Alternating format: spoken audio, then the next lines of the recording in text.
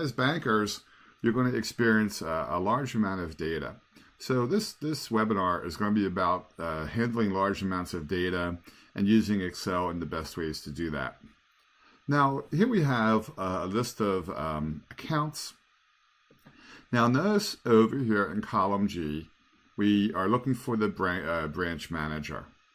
Now, notice how I have another sheet down at the bottom that's called bank managers. Now, by the way, here in this session, I'm using Excel 2016, which as of this recording, it is the newest version of Excel.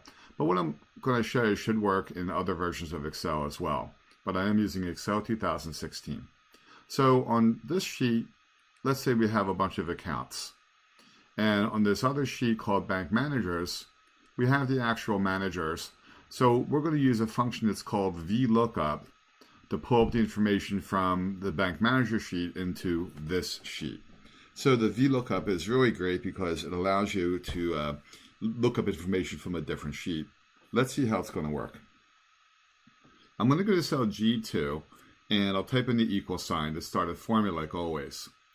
Now sometimes during this session I'll make my mouse do that so that you can see where my mouse is.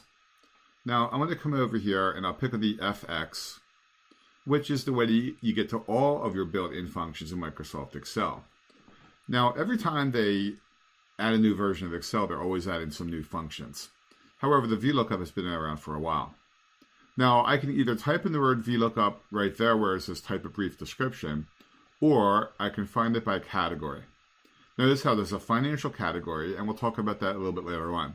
But there's also statistical functions. Now, the Vlookup function happens to be under the look and reference category. So I'll pick in the word lookup and reference. And I'm going to scroll down, and we see one that's called Vlookup. Now, after the session, you can always pick on the help right there to get more help about the Vlookup, but I'm going to show you exactly how to use it right now. So I'll pick on the word Vlookup, and I'll click on OK. Now, the Vlookup has 4 function arguments. We can also use the word function parameter. It needs 4 pieces of information for it to work. Now, the lookup value is going to be the branch from this sheet. So I'll pick on the branch, which is cell E2. All right, the lookup value is what you're trying to look up. The table array is where you're trying to look it up at. Now, usually the table array is on a different sheet. It doesn't have to be on a different sheet, but many times it is. Another word for the word table array is going to be the lookup table. So I'm going to click where it says table array and follow my mouse. This is where we'll go to the bank manager sheet. Good. Now I'm going to highlight column A and column B, and that'll be the table array or the lookup table. Now the table array could be many, many columns across, and it could be many, many rows down, and usually it is on a second sheet or a separate sheet. Now, the most important part about the lookup table is the first column. That's what has to match what you're trying to look up. So remember how I was trying to match the branch, and here you see the branch in column A. It doesn't always have to be column A necessarily. It just has to be the first column of the table that you choose. Now, I'm going to click on one that's called column index number. Let me show you how you calculate that. Let's go back to the other sheet for a second. You count from the left side of the table. So in the table, this is column 1. And this is column 2. I want the manager's name, so for that reason, I'll type in the number 2 for the column index number. That means get the second column from the lookup table.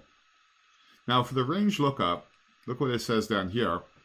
Range lookup is a logical value, which means it's going to be the word true or the word false. It says if you want the closest match, then you use the word true there. Or to find an exact match, you type in false. Quite frankly, probably like 8 out of 10 times when you use the Vlookup, you'll type in the word false there. And we want an exact match. So I'm going to go ahead and click on OK. Well, let's take a look at the parameters here. The lookup value is E2. That's going to be the branch from this sheet. The table array is on the other sheet, bank managers column A through B. The column index number says 2, which is going to be the branch manager's name, the second column from that other table. And false means we want to do an exact match. So I'll click on OK. Now notice how for the central branch, it returned James Frazier. Let's see if that's correct. I would verify that information. So I'll go back to the bank manager sheet, and you can see for the central branch, the branch manager is James Frazier. So let's go back to the bank data sheet. So that one turned out to be correct. Now watch what we're going to do. We're going to copy that all the way down so I can get the branch managers for the rest of the branches. I'm going to get the black cross here in the corner. Now with the black cross, you can either drag it down, or here's a great shortcut that you'll enjoy. I'm going to double click on that cross. Now notice how a lot of them say James Frazier because those are all central branch. Now here's one from North County, and it says Mary Lafferty. West side is Joanne Wiggins. Good. So you can see that it took the branch from this sheet, looked it up on the other sheet, and then we were able to get the branch manager. That's an excellent use of the Vlookup. Now let me show you what the word true means. Let's just say that we had misspelled one of these. So instead of the word central, maybe I'll type in center branch, you know. I'm going to deliberately make one that's not on that other list. Notice what would happen. Now it says NA. NA means not available or not found. We were trying to find an exact match because of the word false in the Vlookup. We didn't find an exact match, so it says NA. So now let me put that back to where it would say central. And now you can see it finds the proper branch manager again. So take a look at the Vlookup. I'm going to click on cell G2. And the Vlookup is right over here. I'll even zoom in for you so you can see that better. Good. So it says equals Vlookup, open parentheses. In this case, it must be on row 28. E28 is the branch for that row, comma. Now it's looking at the bank manager sheet, column A through column B.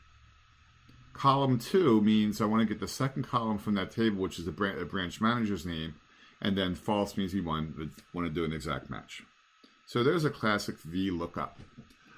Now another function that people run into is the if function. So let's do an if function over here. So in cell H1, I'll type in the word large account. And let's say we're going to define a large account if it's over $1,000. So if column B is over $1,000, then we'll say yes in column H. Otherwise, we'll say the word no. Now this time, I'll type in the equal sign on cell H2. And I'm going to pick on the FX over here.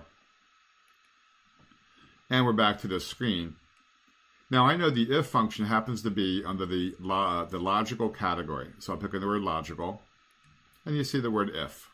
The if function is used quite a bit in Excel, just like the Vlookup is. Now remember, we'll have questions at the end. So you can type in your questions in the chat, and I'll probably do all of those at the end. So I want to pick on the if, and I'll pick on OK.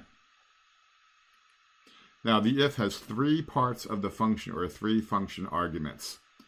The logical test is always some kind of comparison.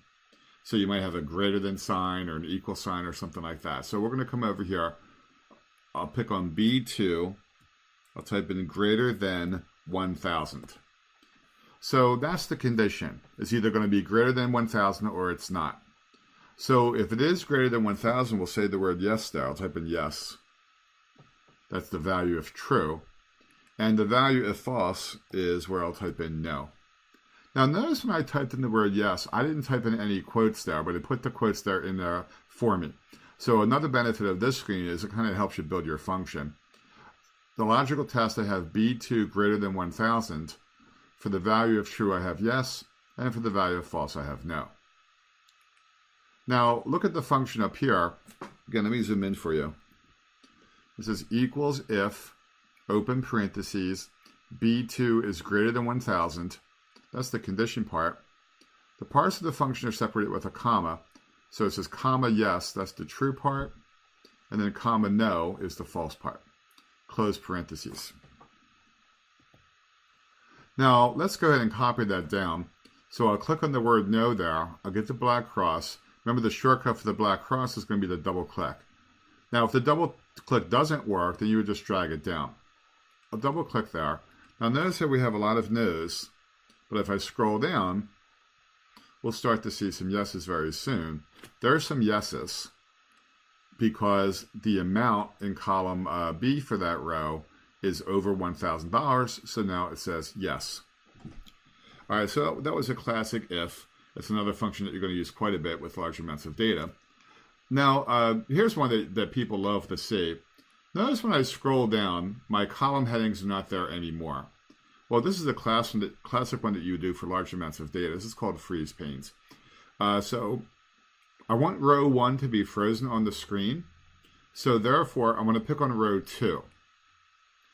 In fact, I'm going to pick on cell B2 because that way row 1 will be frozen on the screen and also column A is going to be frozen on the screen. Let me show you what I mean by that. I'm going to pick on cell B2. Now you pick on the View menu up top, View, and then you pick on the word Freeze Panes, and then you pick on the word Freeze Panes again. Now it's very, very subtle, but it drew a line between column A and column B, and there's also a line between row 1 and row 2, as you can see over here. Let me show you what we just did.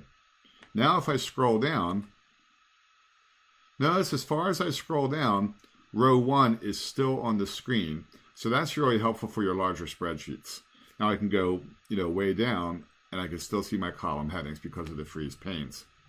Now also, watch me this time. I'm going to scroll to the right.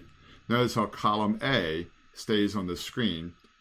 That's why I picked on cell B2 when I did my freeze pane, so that everything above that cell will be frozen, which is row 1, and everything to the left of that cell will be frozen, which is column A. That's another really helpful one when you have your larger spreadsheets, the freeze panes. The way we found out was under the View menu, and I picked on freeze panes. Now, I showed you the Vlookup, I showed you the if function. These are all going to be great tips that you'll use in large amounts of data. Let's see another one that's very helpful. It's called conditional formatting. Now, these happen to be expenses. Let's say you travel to a different branch, or if you travel to a different city, you have to keep track of your expenses, of course. Now, this one is not my expense sheet. I found it on the internet in preparation for this class, but this could be a good example. Let's just say if the amount is over $30 in this case, then we're going to highlight them in red, but only if they're over $30. Well, there's two ways you can do that. One, you can print it out and break out your red highlighting pencil and do it that way, right? And that's the way we did it for a long time. Now, there's a better way. It's called conditional formatting. So let's see how it works. I'm going to highlight column E. Now, conditional formatting, of course, has been around for a long time in Excel, but I'm going to show you some new ways to use it. Let's pick on the Home menu up top, and we come over here and we pick on conditional formatting. And then I'll say highlight cells, and I'm going to say greater than. Now, when you pick on one of those choices, you get this new window. So on the left-hand side, I'll type in the number 30, and on the right-hand side, I'll click on the pull-down, and now you have some built-in formats. So you can use one of the built-in formats, or if you want to have your own format, you would say custom format. But I'm going to go with light red fill with the dark red text, but only if they're over 30. When I click on OK, that's exactly what happens. Notice, as far as I go down, anything that's more than $30 in column E is now in red. That's the benefit of conditional formatting. Wasn't that better than breaking out your red highlighting pencil? I think it was, right? A little bit quicker. Now, watch my screen. I'm going to type in 25 here. And notice how it goes back to normal because it's less than 30. So with conditional formatting, as the data changes, the condition will also change. Let's try another example like that. I'm going to highlight column F. In column F, if it says the word dinner, I want those to be in green. So once again, I'll pick on the word conditional formatting on the Home menu right there. Then we'll pick on highlight cells. Now, when you want a specific value, we'll say equal to. And then I'll type in the word dinner. And then we'll pick a format. You can pick one of the built-in formats, or if you want to have your own format, you would say custom format. But let's go with green fill with the dark green text for the dinner items. Let's go ahead and click on OK. Notice right away that anything that says dinner in column F is now green, and that happened all the way down. Those really stand out, as you can see. Now that's the classic way that we've used conditional formatting for years and years, and that's the way that most of us still use it. Now let me show you some new ways to use conditional formatting. Now you can leave it like that by saving the workbook, and that's what many people do. They set these up and they save them for the next time. Or we can also remove the conditional formats. To remove them, I'm going to pick on conditional formatting. Each condition is called a rule. I'll say clear rules from the entire sheet, and it goes back to normal. Now let me show you some new ways to use conditional formatting. These are recent additions. I'm going to highlight column E. I'll pick on the word conditional formatting. Now we're going to try one that's called a data bar. And then I'll pick on the word data bar and I'll pick on one of these colors, like that. Watch what happens to column E. Now it has those bars in there. So it can really easily find the large numbers because they have a large bar. I can really easily find the small numbers because they have a small bar. And that happened all the way down. So that's very visual. It's not that hard to do. It gives you a nice result. Obviously, I can find the large numbers because they have a large bar. Obviously, I can find the small numbers because they have a small bar. So that's called a data bar. Now let's remove that one. I'll pick on conditional formatting. We're going to say clear rules from the entire sheet. And it's going to go back to normal.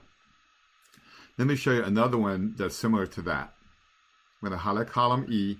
You always highlight your data first, right? I'll pick on conditional formatting.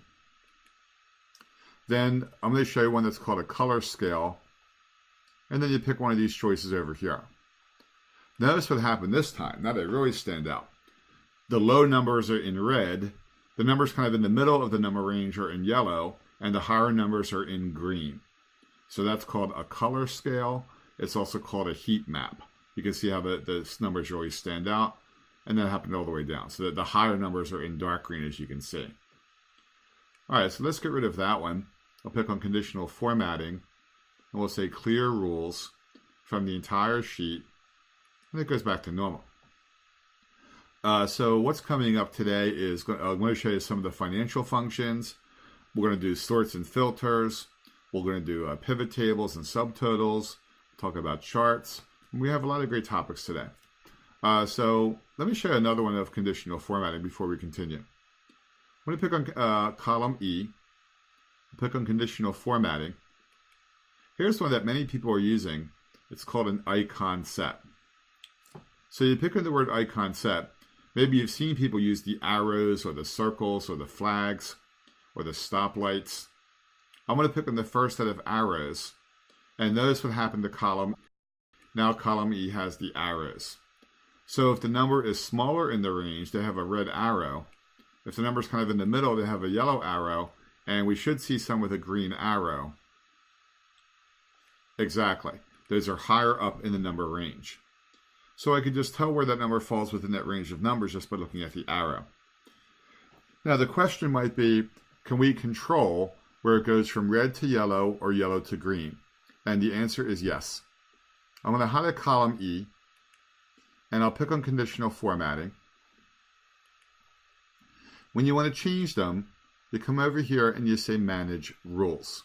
All right, let's go with Manage Rules. Now, a data range could have more than one condition, and they'd be listed right there. They certainly could have more than one. So I'll pick on the word Edit Rule. Now, you change the ranges over here. You see where it says %? I'm going to click on that pull down, and then I'll make it a number. And then the next one that says %, I'll change that one to number also. Now you see where this way it's based on actual numbers. So you see where it says 0, I'll change that to a 50. And then you see the second 0, I'll change that to a 10. So this example means that 10 and below will be red, between 10 and 50 will be yellow, and 50 and above will be green. Now by the way, in the newer versions of Excel, you can actually change and get different icons as well. So you have a lot of flexibility on this window, as we can see. I'm going to click on OK. And I'll click on OK again. Now some of them should change. Yeah, I'm seeing more yellows now. The reds are less than 10, and the green ones are going to be more than 50. So that's how we can control the ranges, as you can see. A lot of people are starting to use this. It's very visual. It's not that hard to do. It gives you a nice result. So this is called an icon set.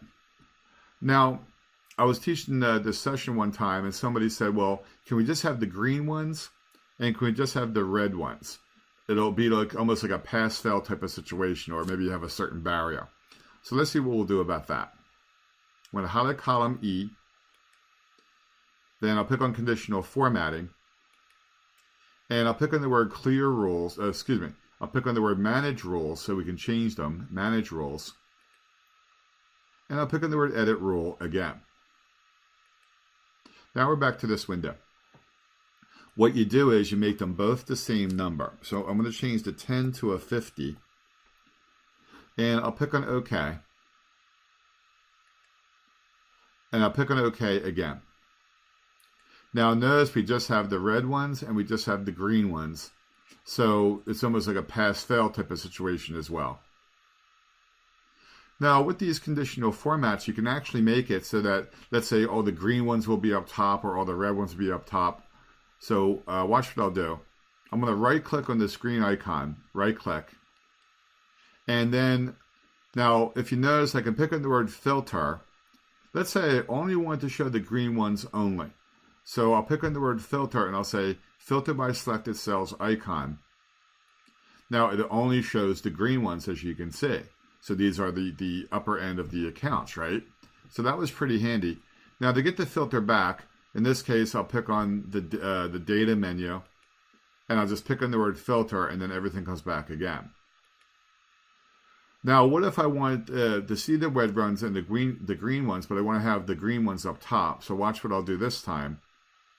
I'll right click on that green icon. We'll pick on the word sort. And now we'll say put selected cell icon on the top. What should happen here is you should put all the green ones at the top like it did, and then it puts all the red ones at the bottom. So once we have that icon set, then we can sort or filter on that icon, as you can see. So I wanted to show you some nice features about conditional formatting. In this case, I can leave it like that, or we can even remove the conditional formatting. To remove them, I'm going to highlight column E, and then I'll pick on the home menu. We'll pick on conditional formatting, and I'll say clear rules. This time I'll say clear rules from the selected cells, since I have column E highlighted, and notice how it goes back to normal. So conditional formatting can definitely help you, as you can see. Now let's move on to our next segment. And I want to show you a financial function and how to get to some of your financial functions. I bet as bankers we can definitely use those. So I'll pick on the monthly payment sheet.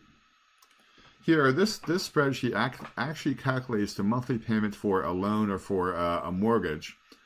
So in this case, in cell A4 I have the principal amount. In cell B4 I have the term.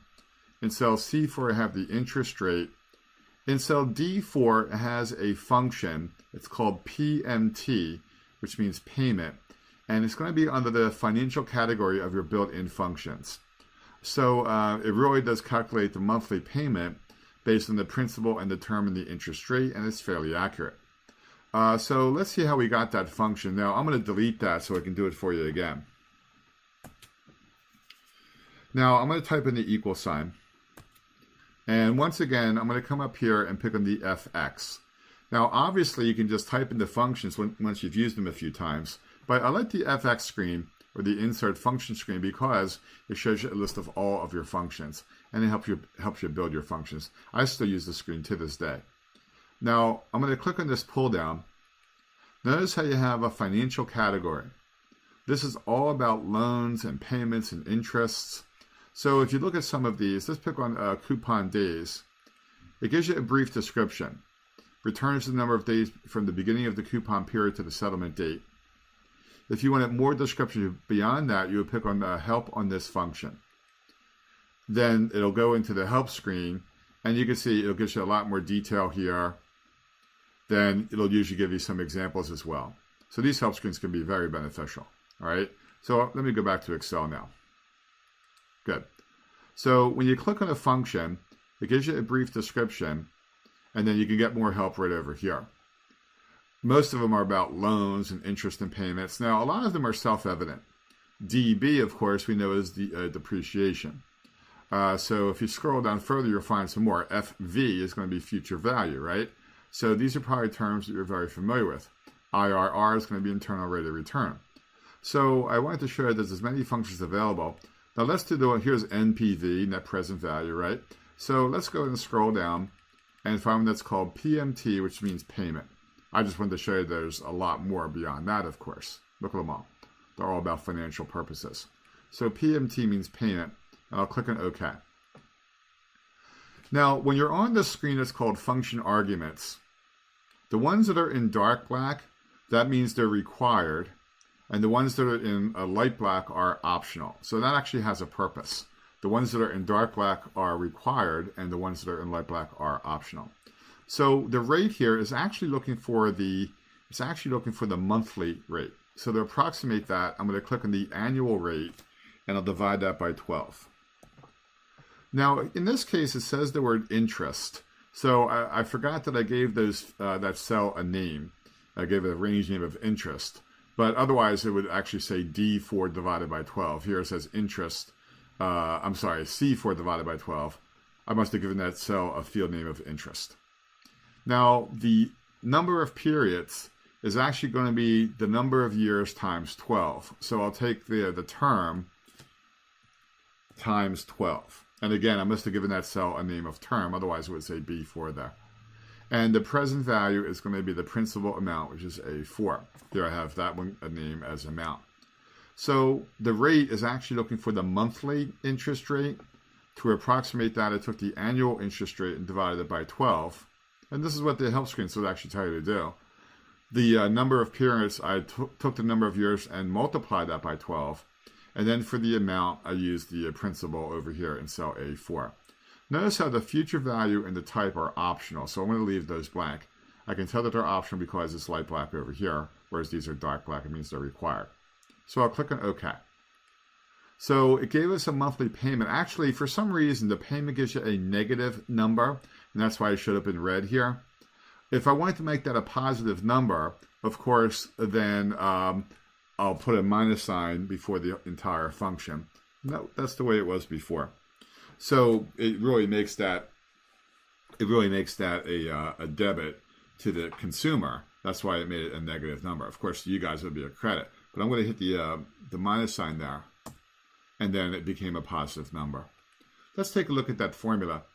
Now remember, I must have given those cells a field name. So the interest is really cell C4, the term is really cell B4, and the amount is A4. But notice how I'm taking the interest divided by 12, so it'll approximate the monthly interest rate. And that's what the payment function is looking for.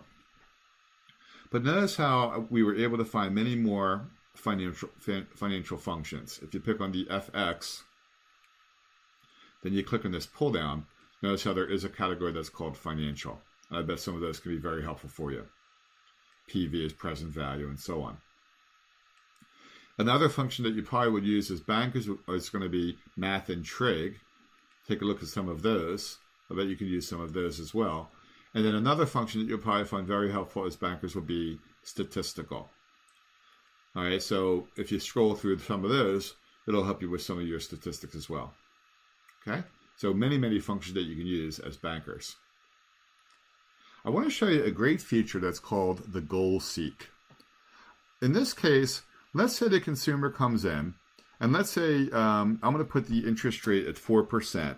I know some of you have lower rates than that right now, of course, especially these days. But let's say, let's use that as a round number. So we're going to say 4%, and the term is 30 years.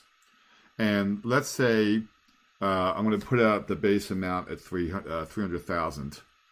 And notice how the monthly payment says $1,432.25. Let's say the consumer comes in and they say they want to have a monthly payment of $1,100. That's our target number, okay? Watch how we can use the goal seek to calculate what the principal would be so that this would be monthly payment would be $1,100. In other words, we're going to tell them what they can afford. So watch my screen. I'll pick on the data. Now I'm on cell D4. I'll pick on the data menu. On the data menu, you pick on one that's called What If Analysis. And then we go with one that's called Goal Seek. This is going to be really helpful for you. Helps you get to a bottom line of a number, of a formula. Good. Now, you see where it says Set Cell? I'm going to say D4 there. That has to be a cell that has a formula like D4 does. I'm going to click where it says To Value, and I'll say 1100. That's my target number. And I'm going to say by changing cell A4, which is the principal amount. Set cell D4 to value 1100 by changing cell A4. What am I asking for? I'm saying, what does the principal have to be so that the monthly payment will go down to $1,100? I'm going to click on OK. And it turns out that the principal can be $230,407, and the principal went down to $1,100. The goal seek is excellent because it's going to allow you to go to a bottom line or a target number for a formula. All right. Now, think outside the box, of course. It's not just for this example. It's anywhere you have a formula, and with the goal seek, we can try to get to that bottom line or a target number. Watch again. Let's say somebody else comes in, and they tell you their target number is $1,600. All right, so I'm going to click on the monthly payment. Now, of course, that has the function that I showed you before that's called PMT. And then we'll pick on the data menu. We'll pick on the word What If Analysis. And we'll pick on the word Goal Seek. Set cell D4. Remember, that always has to be a cell that has the formula, like D4 does, to value 1600 by changing cell A4. The term is going to stay consistent. The interest is going to stay consistent. The varying factor in this case will be the principal amount. So I'll click on OK.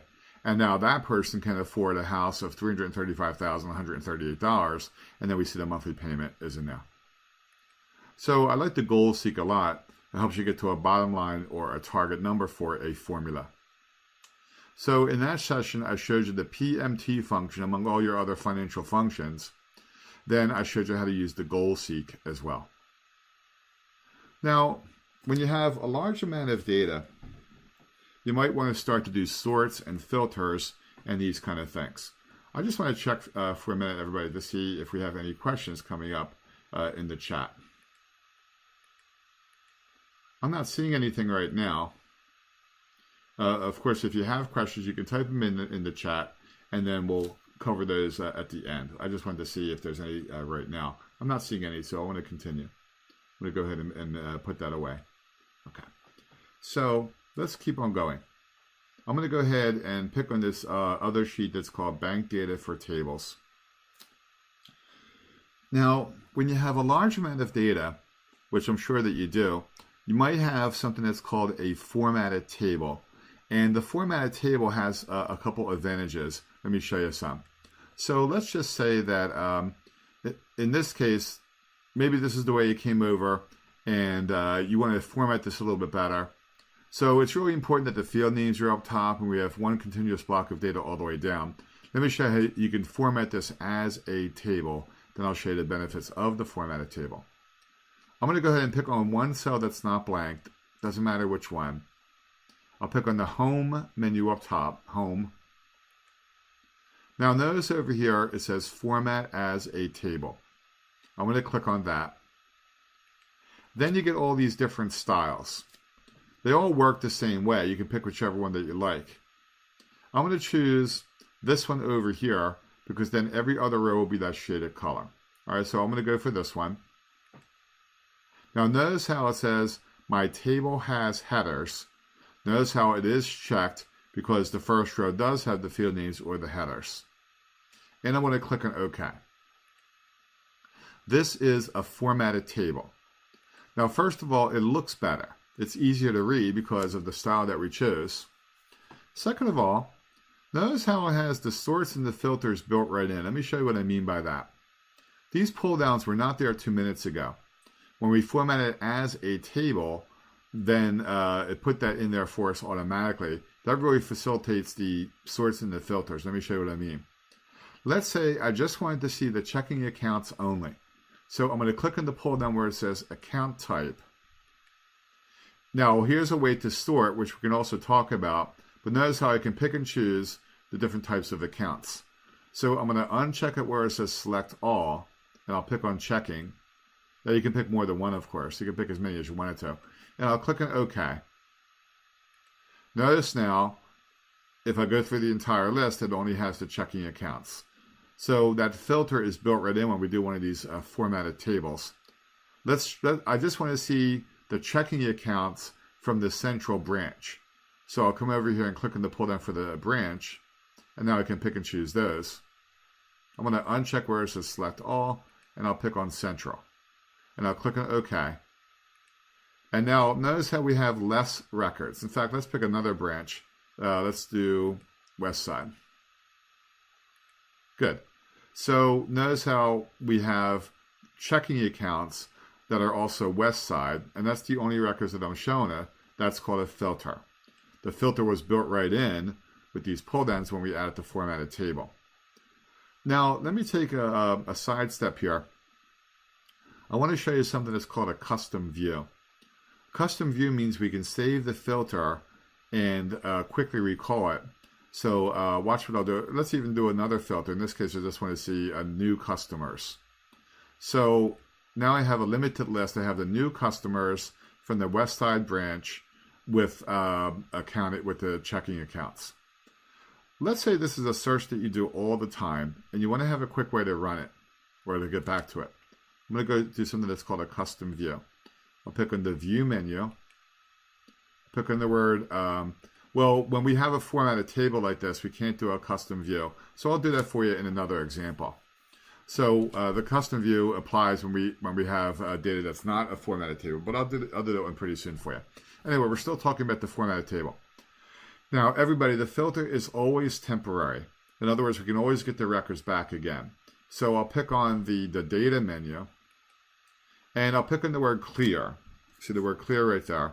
That will get the records back as well.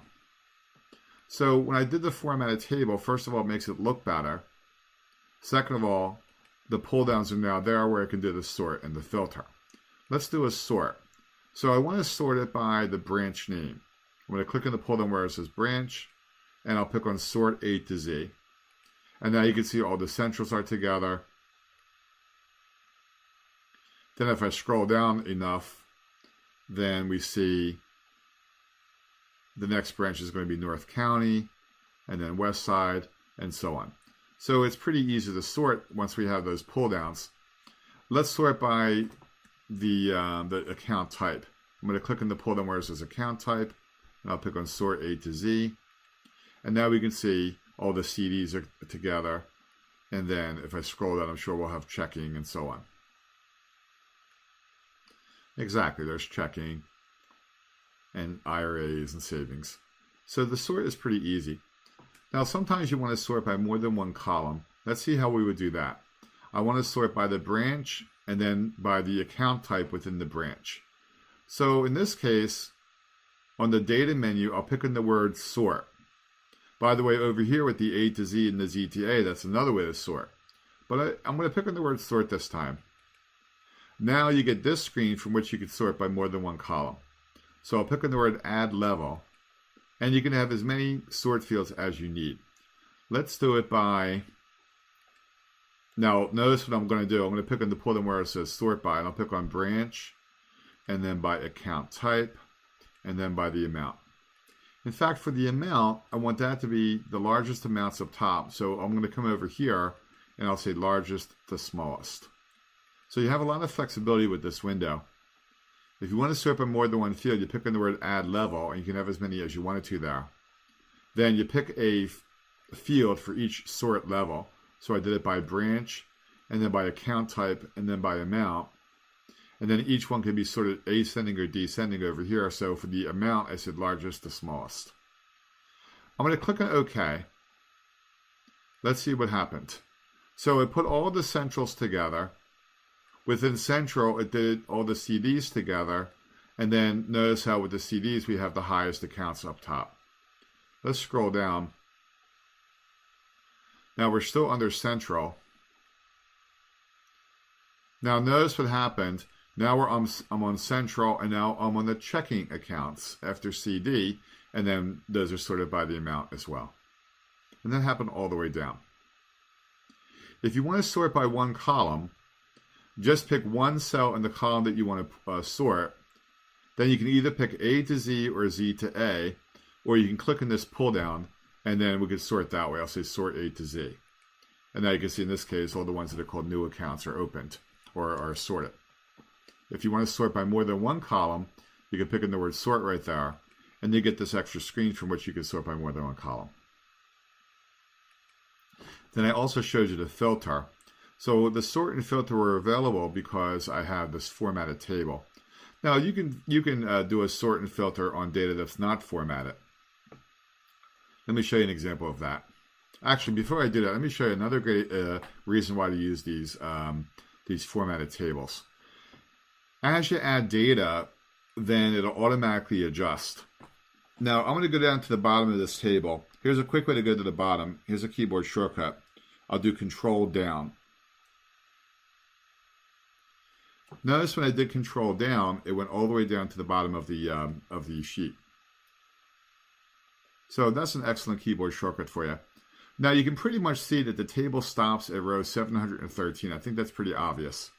I'm going to go to cell 714 in column A. Now I'd like to see the current date. Here's a keyboard shortcut for that.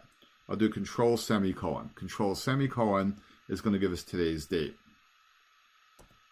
Now notice how it automatically extended the table to row 714. So when you add data to this table, it'll automatically expand the table. So that's going to be really helpful for the sorts and filters. Let's say for the amount, I'll type in 1,000. And let's say for the savings, or let's say that's going to be a checking account. And I'll type in checking there. Now, when I start to type that in, it completed the word checking for me. So that's another advantage of the table. It has that autofill kind of built right in. So it's going to really facilitate data entry when you use one of these tables, as you can see. I'm just typing like the first letter. It's going to fill those in for me. Good.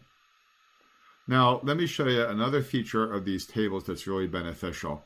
It's going to help you build your formulas a little bit quicker. Now, I'm going to come over here to cell H1. And in this case, let's say this was the original, let's say this is the original amount in that. And then over here, maybe we'll have the annual interest.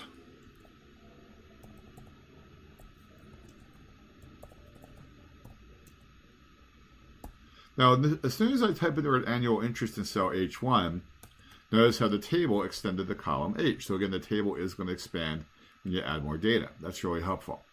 But let me show you a great reason to use one of these tables. It's going to facilitate making your formulas. So here I'm going to say equals. I'm going to click on the 90,000, which is cell B2. But notice how the formula doesn't say B2. It says the word amount. I'm just going to go with it. I didn't have to do anything different. And here I'll say, let's say we have a 3% interest. I know that's very high for these kind of accounts, but I'm just using it as an example. So I'll type in 3 and then percent. So I have equals, it says the word amount, even though I clicked in cell B2. So I'm just going to go with it. And then I'll say times 3%. So I'm going to go ahead and hit the enter key and watch what happens. It automatically put that formula down the rest of the column. So that's going to be a huge advantage when you use one of these tables. It helps you build your formulas a little bit quicker. Watch again. So in this case, I'll type in a new balance.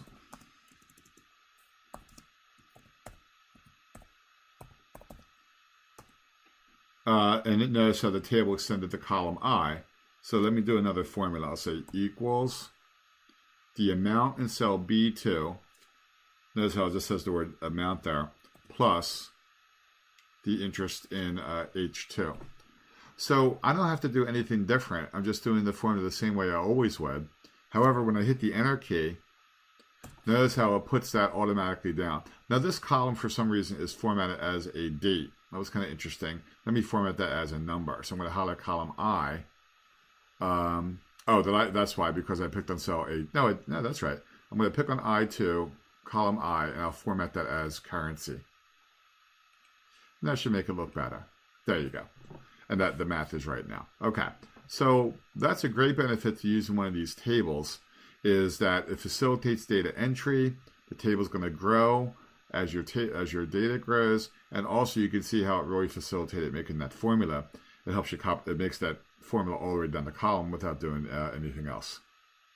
So that's what we mean by a formatted table. I bet you can see how you would use that in managing your data. Now I'm going to go to this other sheet. I'm going to go to a sheet that's called Bank Data for Subtotals. Now I want to show you that custom view. The custom view will work when it's normal data. However, it doesn't work when it's the formatted table. Now, even though this is not formatted table, we can still make this into a filter and a sort. I'm going to pick on one cell that's not blank. I'll pick on the data menu, and I'll pick on the word filter. Good. Now you can see the filters are there, so it doesn't have to be one of those formatted tables. Let's try that example that we saw before. I'm going to pick on the account type for checking. Notice how I'm using the filter. And then over here for the branch, we'll do the west side. Good. And let's say I just want new accounts. You notice how I'm using the filter. Okay, so I want to be able to have a quick way to go back to that search. So let me try that custom view again. I'll pick on view. And then in this case, for some reason, the custom view is not available for me. Now, I know I can make this work. So just give me a second, and I'm going to go to a different file. And I'll go to, how about this one? Good. So if it doesn't work this one, I'm going to give it up. But anyway, I'll turn the filter on. I'll say data, and then filter. Good. Now I want to make sure, I don't think it's one of those tables, so we should be good there. So let's do a filter. I just want new customers from west side.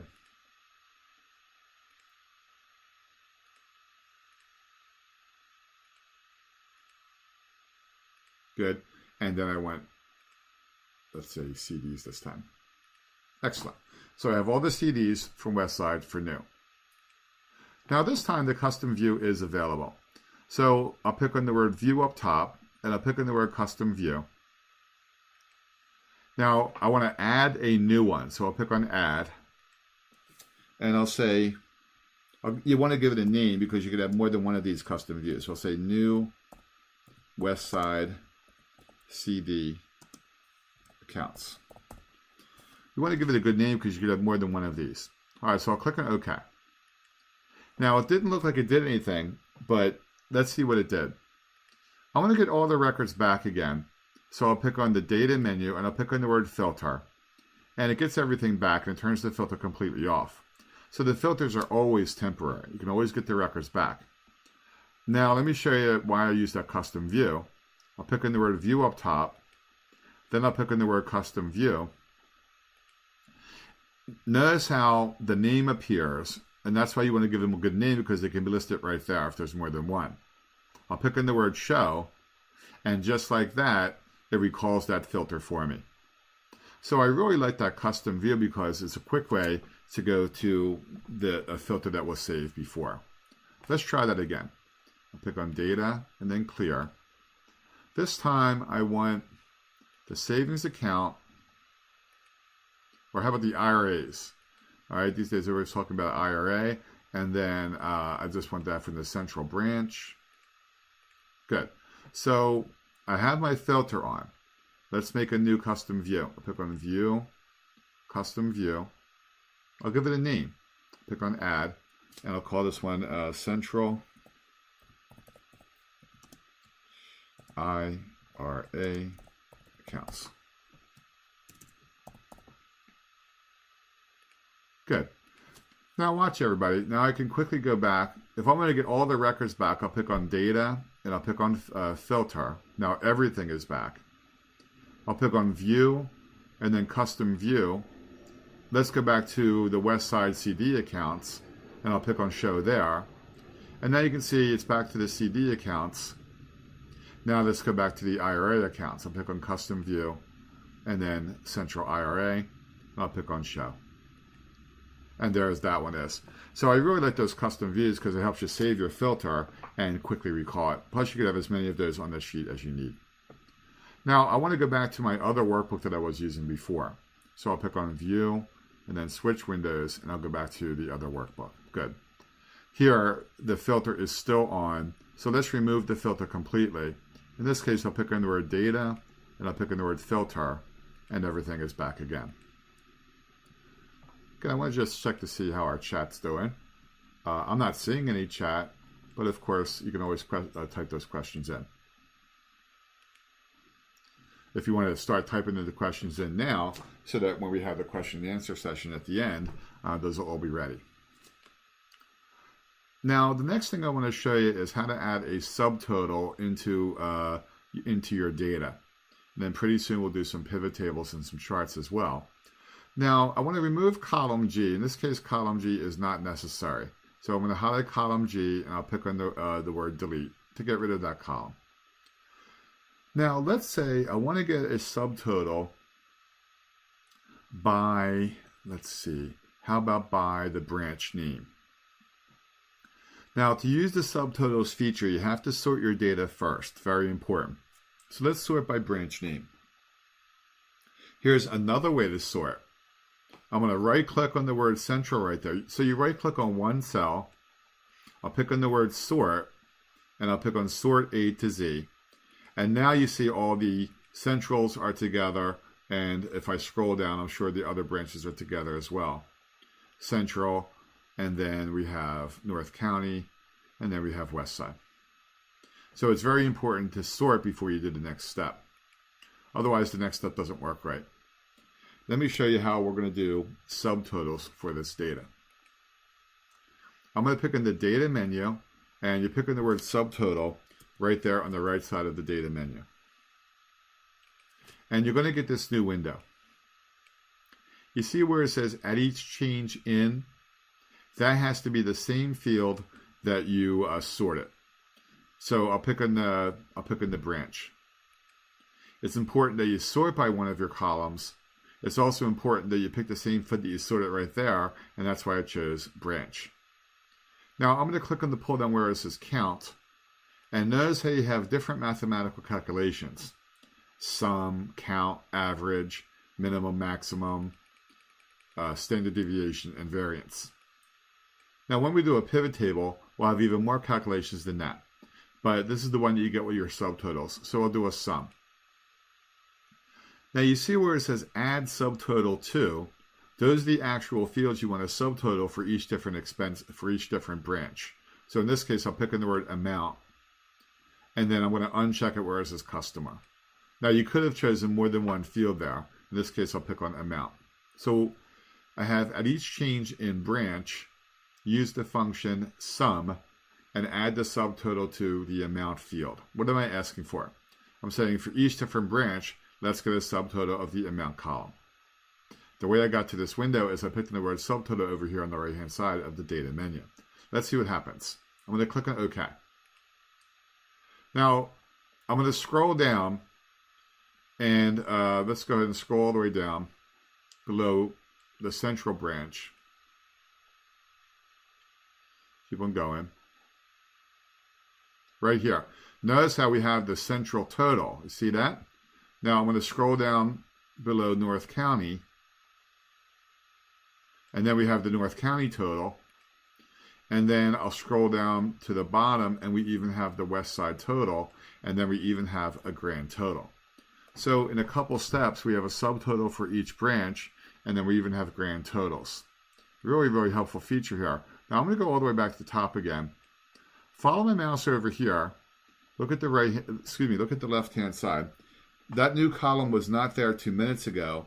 The subtotals put that there for us. So I'm going to pick on the number 2. Watch what happens. Now you only have the subtotals only, right? I'm going to pick on the number 1. Now it's just showing the grand total by itself. I'll pick on the number 2. And we have the grand total. We have the subtotals. And I'll pick on the number 3. And we have all the detail. That's built right in when you do your subtotals. This way we can easily collapse or expand the subtotals. Watch how we did the subtotals again. I think it's just a great feature in Excel, and not too many people know it even exists. So you have to have your field names up top, and it's going to be one continuous block of data all the way down. You have to sort by one of your columns. We sort it by branch. So in this case, I'll pick on one cell in the data, one cell that's not blank, and I'll come over here and pick in the word subtotal on the right side of the data menu right there. Good. Now we're back to this window. I sort it by branch, and that's why we chose branch over here. It's important that you make that connection. It's the same field that you sorted. Now I'm going to click on the pull down where it says use function. This time let's do a count. How many are in each branch? And it's okay to count the amount field. That's fine. Now look where my mouse is. I'm going to uncheck it where it says replace current subtotal. I'm going to uncheck it. Then I'll click on OK. Let's see what happened this time. Now if I scroll down below central, now we even have the central count and the central total, you see? Now I'm going to scroll down further, and now we have the counts and the total for North County, and we have the counts and the total for West Side. Then I have a grand count, and I have a grand total. To do a summary of that, I'll pick in the number 3 up here on the left. Now you see how I have the sums and the counts just by themselves. Let's pick in the number 4 here, and I'll get everything back. Now to remove the subtotals, I'll pick in the word subtotal right there. And in this case, I'll say remove all. And it goes back to normal. Now, what if you want to do subtotals by branch and then by account type within branch? That's a pretty normal request. Now, we would have to sort by both of those columns, so let's do that first. I'm going to pick in the word sort on the data menu. Now we're back to this screen. I'll pick on add level. First, I'll sort it by branch and then by account type. All right, so we have it by branch and account type, and I'll click on OK.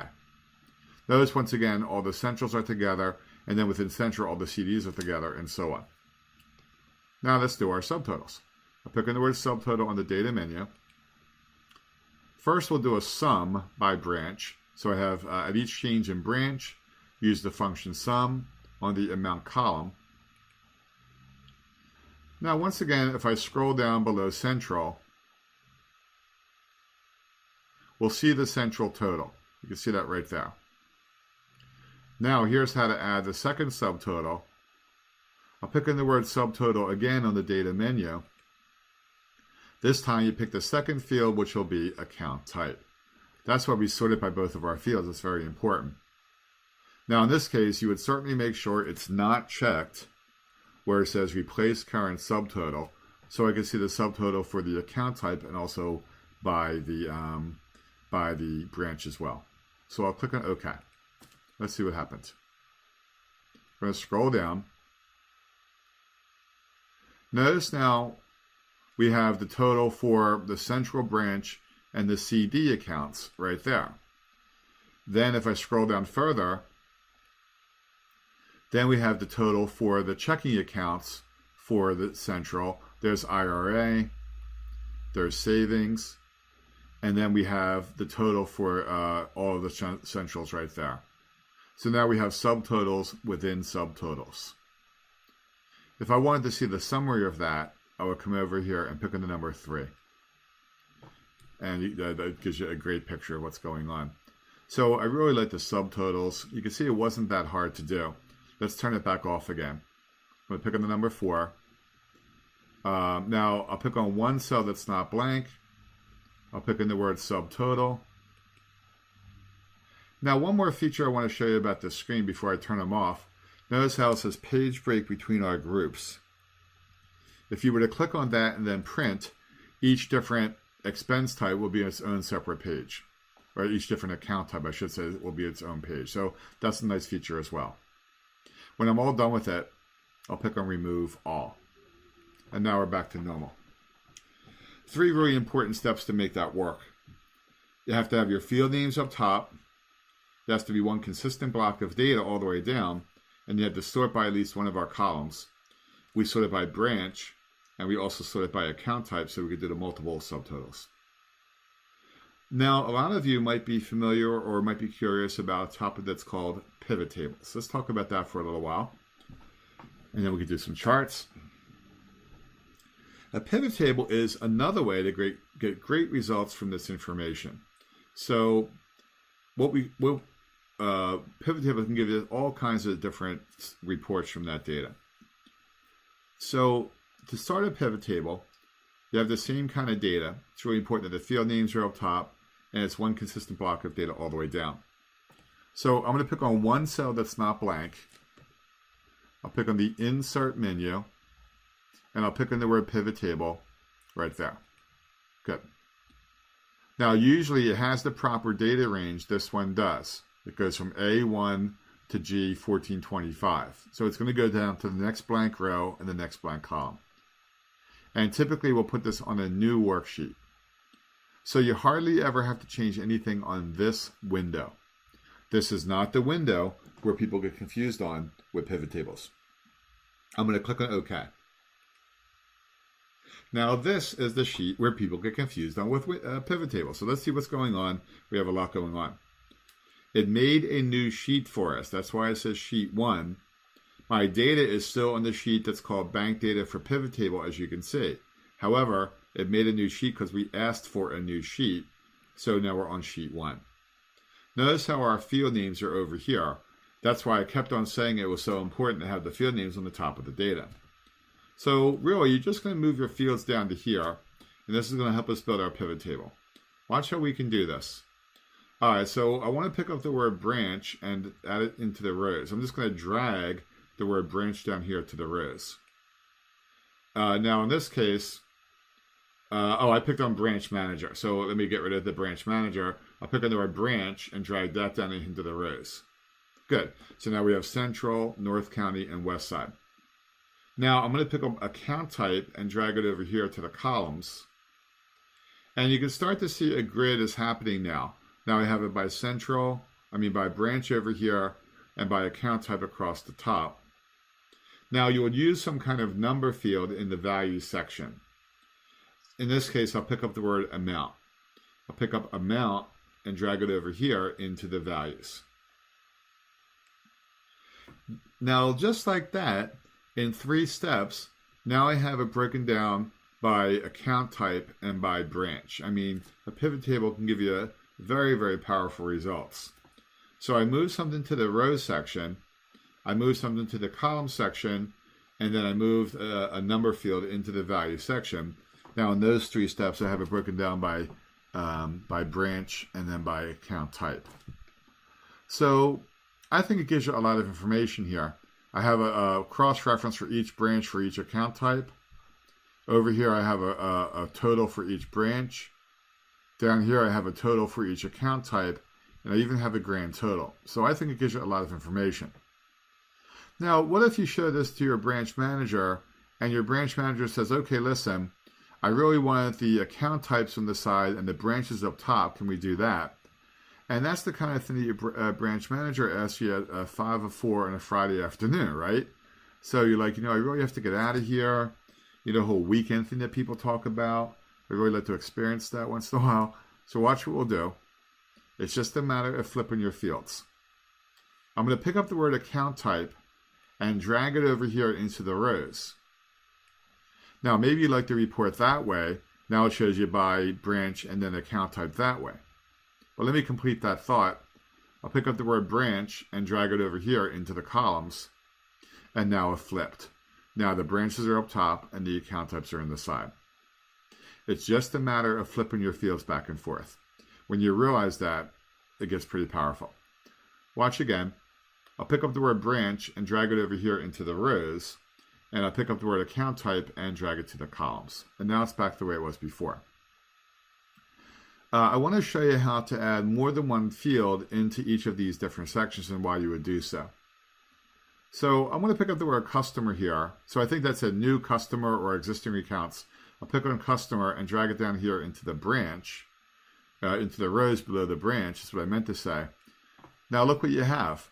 Now you have the central branch broken down into the new and existing customers, and then North County, and then West Side. So when you have more than one field in the row section of the pivot table, then you can do multiple layers of information, and you can have as many as you wanted to there. So let's even break it down. Here I'll pick on open by, and I'll move that over here into the columns. And now you can say we have the new accounts or the teller. So you can really get this information any way you wanted to. You just move different fields to either the column section or the row section, and then you can have multiple layers in your pivot table. And you can have as many as you wanted to. Now you can also move the fields back. So I'm going to pick up the word open by and drag it back to the fields. I'll pick up the word customer and drag it back to the fields as well. Now, what if I wanted to see the sum for each account type by branch, and I also wanted to see the count, how many? What you would do is you would move more than one field into the value section. So watch. This time I'll pick up the word amount again, and I'll drag it to the value section. Notice now I have two sums. Well, I don't need two sums. That would be redundant. Plus, it'd be repetitious. So I want to change that. I'm going to come over here. Look where my mouse is. I'm on that second sum of the values section, the second sum. I'll click there. Now, the important choice here is called Value Field Settings. Good. Now you see we have different calculations. Sum, count, average, minimum, maximum, standard deviation, variance, and so on. So I'll pick on count, and I'll click on OK.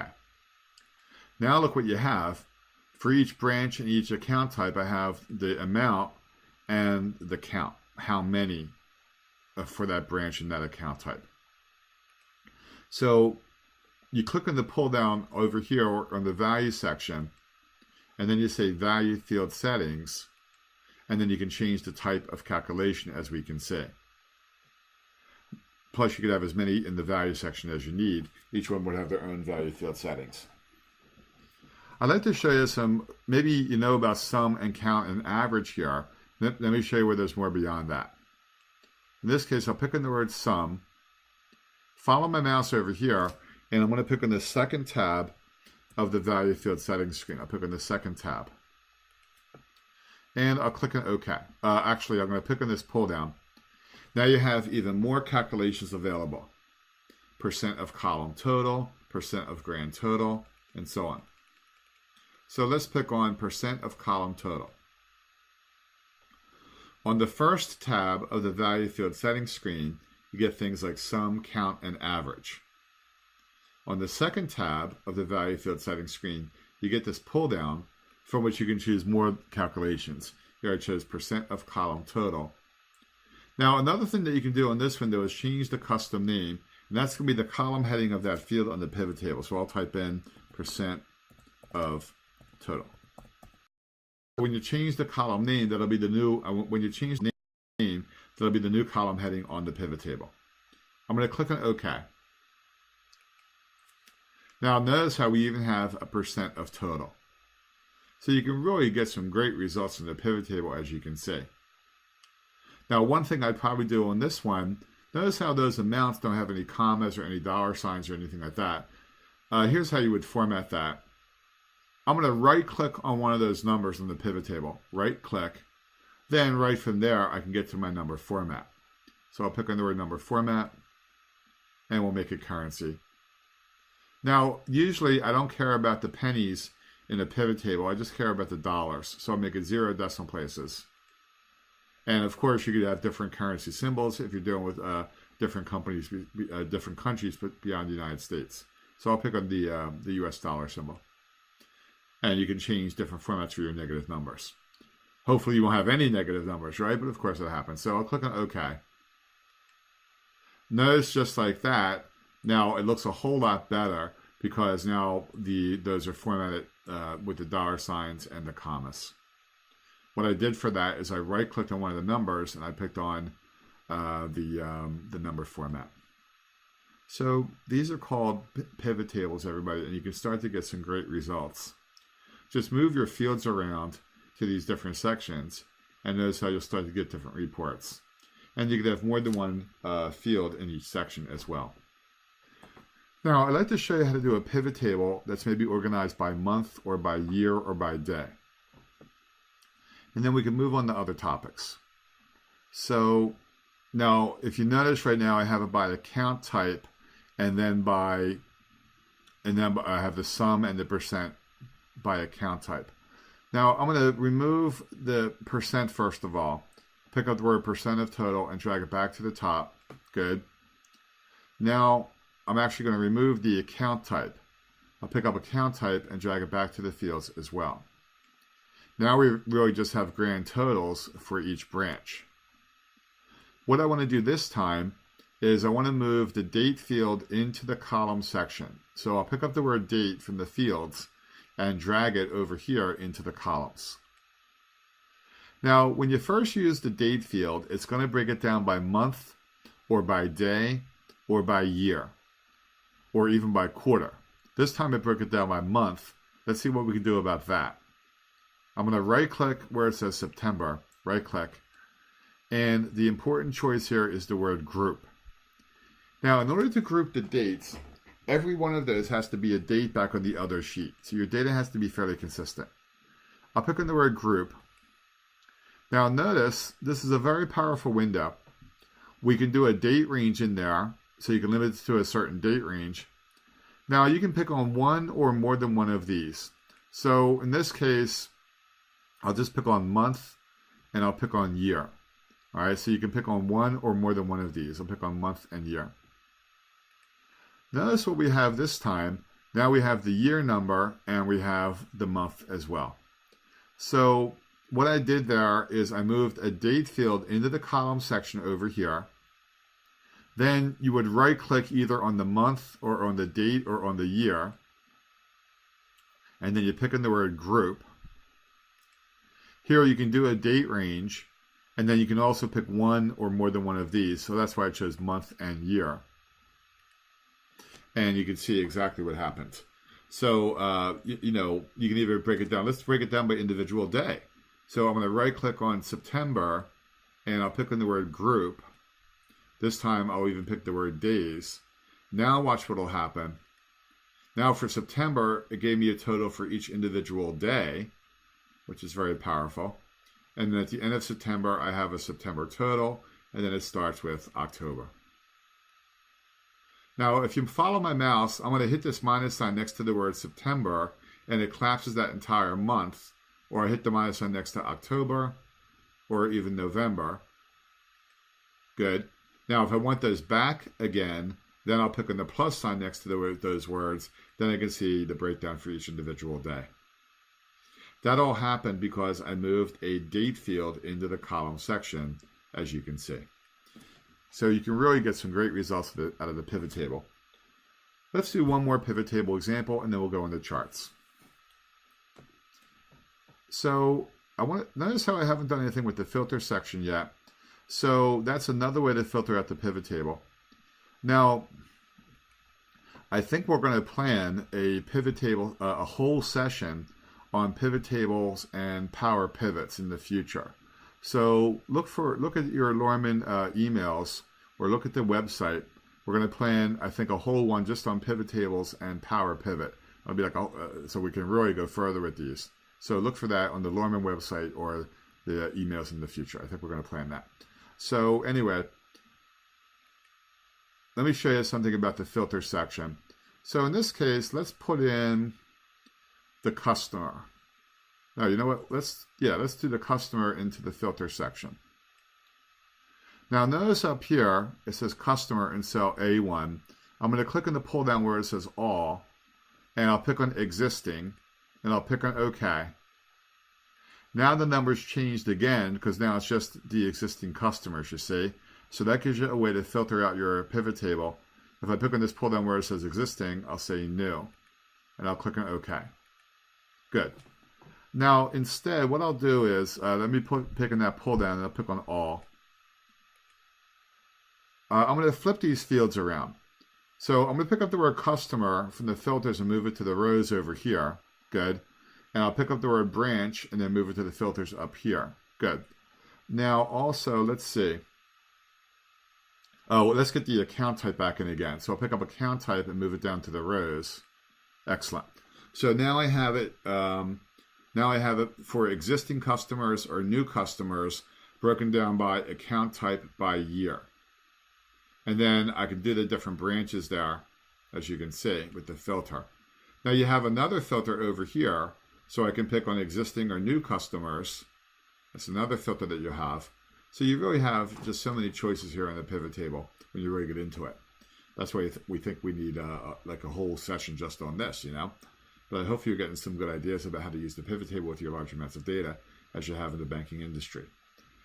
I just want to show you one more feature here, and we'll move on to charts. See how right now for the filter up top, I have to pick on the branch central and then click on OK. And then I have to do another one for North County and so on. I want to show you how you can show all of those different branches in the same screen at the same time. So I'll pick on all. To do this one, I have to have something in my filter section. I have the word branch. I'll pick on the Analyze menu up top, Analyze. When you have the pivot table, you get these extra menus, Analyze and Design. Now I'm going to come way over here and click on the pull down where it says Options, right there. And I'll say Show Report Filter Pages. On this new window, I'm going to click on OK. Now before I click on OK, watch my sheets right here. Keep an eye on my sheets. I'm going to click on OK. And look what happened. Now I have a sheet for Central by itself, and then North County, and then West Side. It made those sheets for me.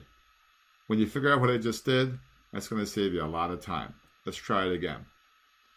This time we'll go with, see how I have the branch in the filter section. I picked on the word Analyze. I came over here where it says Options, and then I said Show Report Filter Pages. If I were to click on OK again, then it would make those sheets again. Hopefully you got some ideas about how to work with your pivot tables with your large amounts of data, among all the other topics that we've covered today. Now, notice how I have the sheet over here that's called Charts. We could spend a whole topic just on charts. That's a really big topic in Excel. Now, here's a good spreadsheet that would make some nice charts. I'll show you a couple of charts and we'll start wrapping up. So let's say we have the customer's name over here on the left-hand side, and I have it broken down by month. Now I'm going to click on cell A3, and I'm going to highlight from A3 all the way over to I9. The reason I did start in cell A3, if you notice, the first row contains my column headers, and the first column contains my row headers. That's exactly why I started on cell A3. This will pretty much guarantee that the chart's going to look as good as possible. So from here, I'll pick on the Insert menu. Insert. Notice over here you have your chart types. I'll just go for the column chart, and I'll go for the first one. Notice how there's many column charts. So there's really many different chart types in Excel. And I'm going to click on that. And right away, we have a halfway decent chart. So it really depends on where you selected your data. That's why I went from A3 to I9. And we can see we have a half decent chart. The month names made it over here onto the x-axis. The company names went over here into the legend. Now, what if you wanted to see the numbers on each individual bar? That's called a data label. Now, let's say I just want the data label on the yellow bar. So I'll pick on the yellow bar right there. Notice how it's selected. Now here's a new way to add a data label.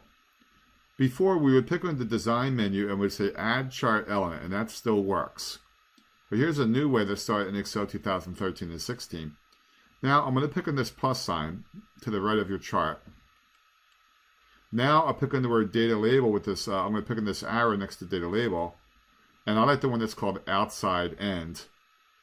And notice how that put the numbers on the yellow bars. So that's called a data label. I like these icons on the right-hand side of your chart because it helps you do your chart a little bit quicker. Watch again. I'll pick on the plus sign. Now let me show you what a data table is all about. Now in this case, this chart will look better if we make it bigger. So I'm just going to move it over here, just drag it. Then I'll just get the sizing handle and we'll stretch it out and make the chart bigger. Good. Now watch what I'm going to do. I'm going to pick on this little plus sign. I'll pick on the data table. See how that put the numbers below the chart. Maybe like it that way. That's called a data table. So there's so many things more we can talk about a chart. Now I'll take away the data table and I'll put the data labels back on again. Good. However, I just want the data label in that one section. So watch what I'll do. I'll pick on the one section. I'll pick on the data label and you see there it is. Now I want to show you a chart that's called a combo chart, or it's also called a two-axis chart. Notice column K over there. It has the percent of total. If I tried to put that on the same chart as the other numbers, you would hardly even see it because the numbers are too small. So let me show you how we would do a combo chart, or a two-axis chart.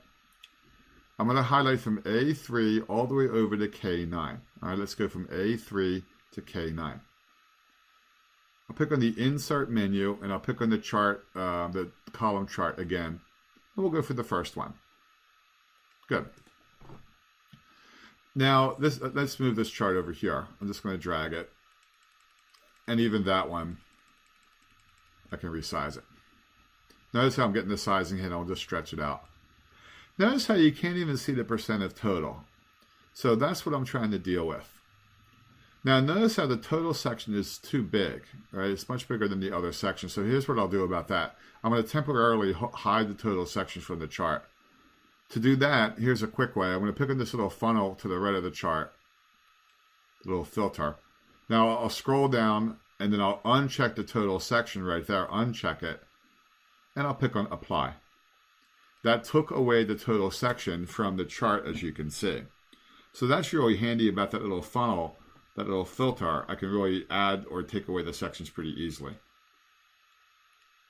Now, I still can't see the percent of total. Let's see what we're going to do about that. First of all, I want that on the legend. See how it's on the x-axis right now? Here's how I'm going to get it on the legend. You come up here on the design menu, and you pick in the word switch row and column. Notice now how the percent of total is on the legend. So it's switched, what used to be on the x-axis is now on the legend and vice versa. Now it should be this, I guess that's a black section. It should be like right there and right there, but it's still too small. Here comes the important steps. Watch my mouse. I'm going to click on the word percent of total, and I'll pick on the word percent of total again. Notice when I picked on it a second time, it is now selected by itself. We're going to change the chart type of that one section only. Come up here and we'll pick on change chart type on the design menu. Notice how Excel has many chart types. In fact, these are all brand new ones as of Excel 2016. These never existed before. So you have many chart types now. Now here I can change the chart type of each individual section. Because I had that one section selected down there, I can change the chart type of each individual section. So watch what I'm doing. I'm going to scroll down. There's the percent of total. I'm going to click on that pull down next to the word percent of total. And we'll make that one a line chart. Good. Now look where my mouse is going to go. I'm going to click where it says secondary axis. I'm going to click on OK. And that is what I'm shooting for. Notice the percent of total is now visible. It's that black line. And notice how it's on the right-hand side, which is called the secondary axis. So now we can plot two different types of data on the same screen at the same time. So what I really did was, let's undo that so I can do it again. I'm going to undo. See how the word percent of total is on the legend. I'm going to pick on the word percent of total. I'll click on it again so it's selected by itself. Here I'll pick on change chart type on the design menu. And we're going to change the chart type of that one section only. So I'll pick on the pull down where it says percent of total. I'll pick on the line chart type. And I'll pick on this little box over here where it says secondary axis. And that's exactly what I'm shooting for. Now, one more change I'd like to make to this chart. Maybe you'd like to see the numbers on that line. So I'm going to pick on the line. Remember how the numbers are called the data label. Here's a quick way to add that in. I'll pick on this plus sign next to the chart, and I'll pick on data labels.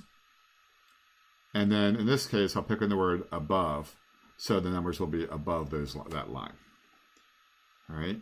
The 2-axis chart allows us to make a chart that shows more than one type of data.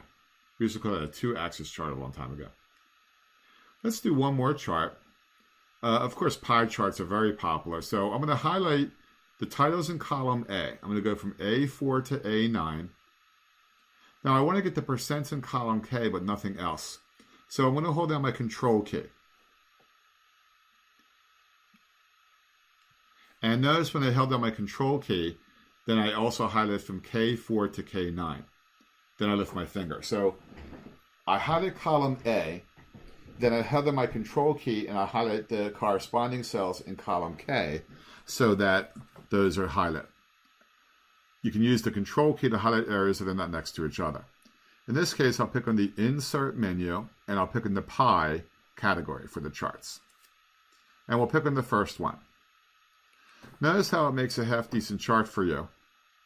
Now with a pie chart, I would almost always want to see the percent signs on the chart. So once again, that's called the data label. Obviously, that's one that you're going to use a lot.